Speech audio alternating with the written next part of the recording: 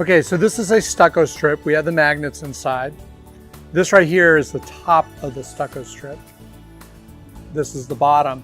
There's a little channel outside the double stitching. You just have to kind of work it open a little bit.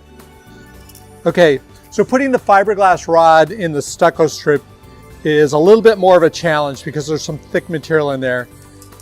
But just be patient. Work it in. Generally when you get it started, it'll flow a little better, but it's definitely a little bit more work than a curtain panel to get this in. So we're going to pull tight and I'm going to start pushing. Eventually it's going to get too hard to push, and I'll show you what to do when that occurs. So now what I need to do is there's a lot of thick material in there, so what I'm going to do is I'm going to inchworm it down. I'm just going to inch it down and pull, inch, and then pull.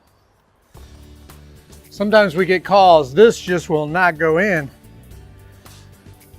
Be patient. And the last little bit, I'm just going to use a wall here to help me out. I'm going to push that in.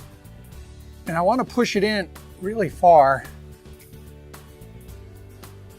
so it's actually up in there a little bit. Okay?